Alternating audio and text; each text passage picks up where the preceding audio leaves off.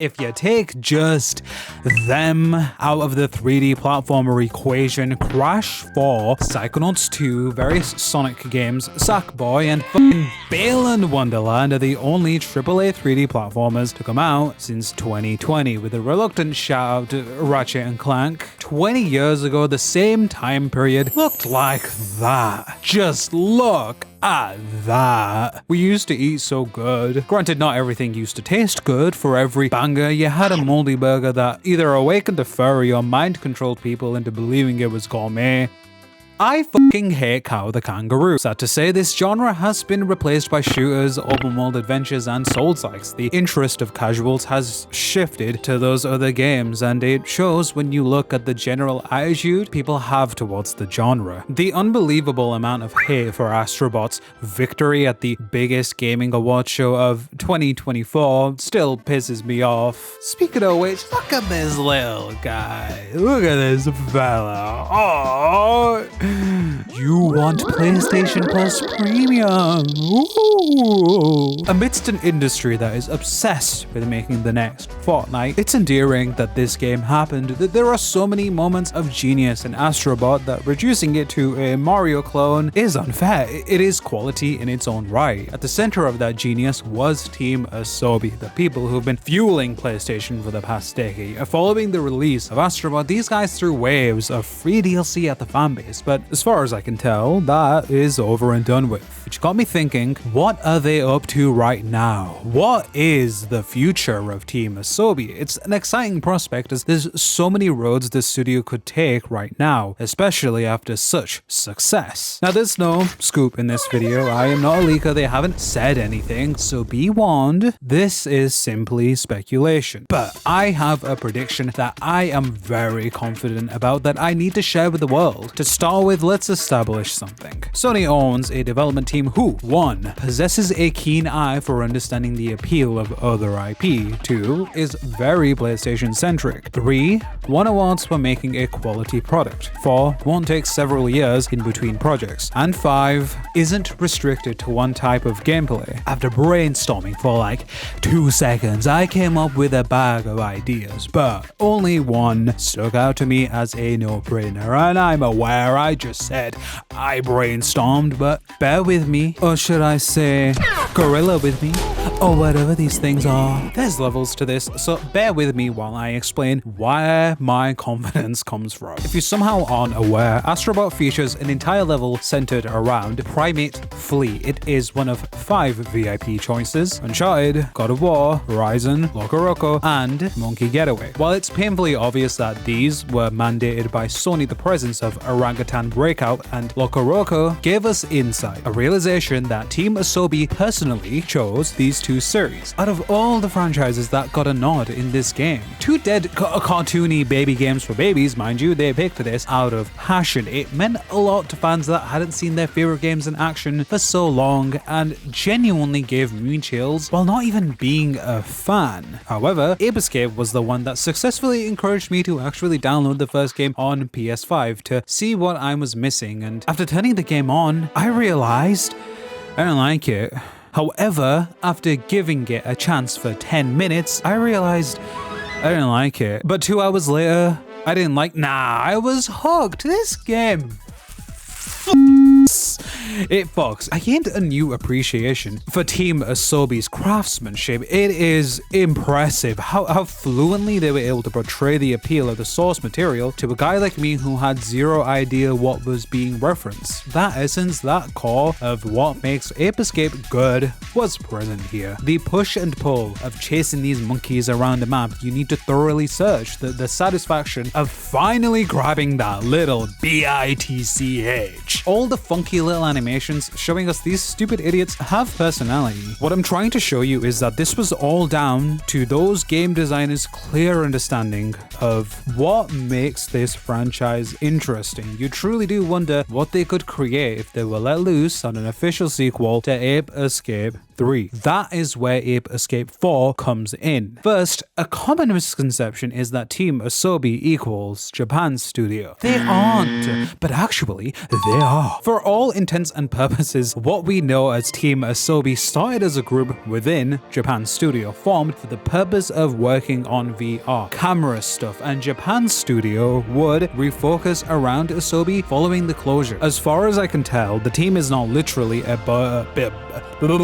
building of Bloodborne developers, some of them, sure, just not everyone. Per the Rapid Fire video with Nicolas Dossé, the director, we know that a few people who worked on Astro Bot did work on Ape Escape, which helps my case, so there is a clear Japan Studio connection here. Also worth noting in that very interview is when Ben Hansen asked him what PlayStation IP would you like to work on, he answered that it would have to be something colorful, something kid-friendly, which also helps my case. Secondly, there is a substance overlap between these two series that other PlayStation IPs do not share. Both properties are kid-friendly, super colorful, cartoony, but most of all cute, which is unironically vital to Ape Escape's charm. It means Team Asobi would be able to transition into Ape Escape's art style fairly easily, and the similarities don't end there. Both are 3D platformers. Granted, not all 3D platformers have the same design philosophy. Mario, Sonic, and Crash each have different approaches in how the player is meant to navigate those tiles, and that's important as level design is crucial to the appeal of any 3D platformer. I don't think what we want is an Astro Bot game with an Ape Escape skin. But while Astro Bot stages are somewhat linear when compared to Ape Escape's Mario 64-like design, there are multiple times in both Astro games that lean into those wide landscapes, into those big areas meant for exploration. The Crash site is the perfect example of this, where you stop going in a straight line and are planted in a flat circle, with varying levels of depth and elevation. You are encouraged to look around, retread the same ground, and give everything a closer inspection to find secrets lying in wait. I could go on, and I will, cause I have free speech, kinda, I think.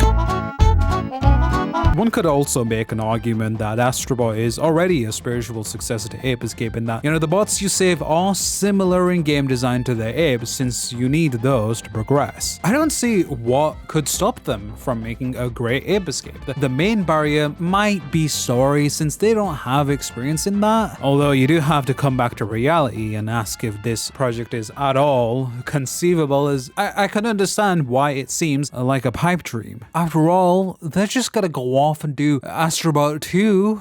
Right, wrong. Hear me out. So, these people have been working on this character for 12 years. You can't convince me they aren't even a little bit sick of this evil creature. Think about it. Would a studio as creative as Team Asobi really just want to do the same thing with new levels, new bosses, and new references? Going from the PS4 camera to the Playroom VR to Rescue Mission to Playroom to Bot. Every Astro Bot game has gotten bigger and better and ambitious and better, and well, Astro Bot represented the penultimate moment of all that effort, bringing all of their bottled up ideas over the years into one package. At this point, it makes more sense for them to change course and do something different. Pretty much most Sony franchises have followed this template. I feel like long-running series such as God of War, Ratchet, or insert racing game here are kinda the only exceptions to this. In fact, my theory is the free DLC was already in development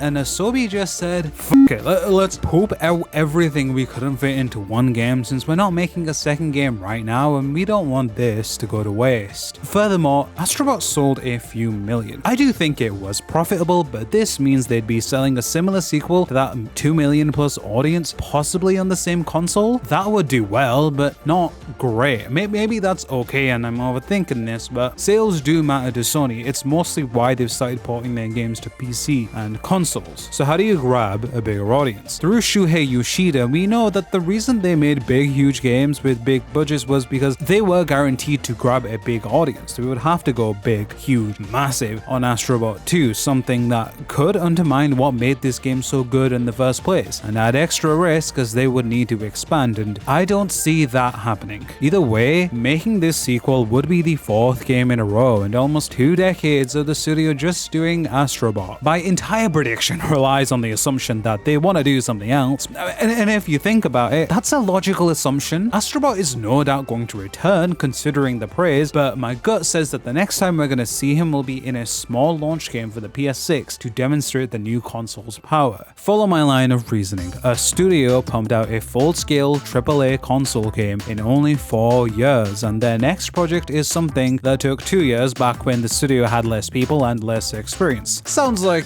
that would make space for a little game that rhymes with JibberJabber. That's right, Horizon, but ladies and gentlemen. Okay, Stone Cold Miracle / Idiot Cold Miracle, why would Sony allow this? Why would they say yes? Sony clearly wants to invest in their back catalog. Despite what people might think, we can see that with the licensing to Bandai, various remasters / remakes, the availability of multiple PlayStation classics on modern consoles, and even this one quote from this one guy that suggests a desire to build up their IP. No doubt they want to excite and satisfy legacy PlayStation fans. Of course, it is worth knowing that Sony's moronic management decisions for the past 5 years have demolished goodwill, sabotaged the PS5, and killed all hope that fan favorite IP would come back. Something like Concord could have been repurposed into a Killzone game. Something like Destruction All-Stars should have just been Twisted Metal. However, Jim Ryan has been exiled and we are living in a post-Concord world. A company pitching a new entry in a classic series is far more likely to succeed now than 3, 4, 5 years ago. And it might hurt to hear this, but most of the popular requests haven't been feasible or realistic. Everyone wants a new entry and everything, but you can't please everyone. Different people all want Naughty Dog to make The Last of Us 3, Jack 4, Uncharted 5, and Intergalactic at the same time. People want more Little Big Planet, but Media Molecule doesn't want to do that. The franchise was then handed off to a company that was bought by Tencent. Imagine how messy Little Big Planet's code is now. Most of Sony's big hitters are one-game studios, always preoccupied with big, expensive games that people love and buy. It's easy to say just outsource it, but whenever a Sony IP has continued without the original developers, it has gotten middling excitement, reviews, and/or sales. You need people that deeply understand and love what's being made to grab that same appeal. That's why Ape Escape 4 would be different. Letting a studio who just netted them a TGA trophy have created a mascot for their brand revive an old IP not only sounds awesome, it makes sense. It quells the fan demand for something old. It rounds out Sony's exclusive lineup. It doesn't hold up the development for a massive IP, and most importantly, it guarantees a banger. At the end of the day, the possibilities are so vast, they could do anything, such as helping sack bomb off the street, but I am stuck on Ape Escape. That VIP level was an audition and they aced that shit. I mean, if marketing struggles to sell the game to people, I can take the burden off their shoulders and write a manner of monkey / gorilla rap to take hold of the younger gen. You feel me? It would go something like this. That's an awfully hot coffee pot. In conclusion, everything I just said will age horribly, but it felt good to say. Even if I am wrong, it's okay, because I am obviously there for whatever they do next. Astro Bot was one of the best games I played last year in a year when...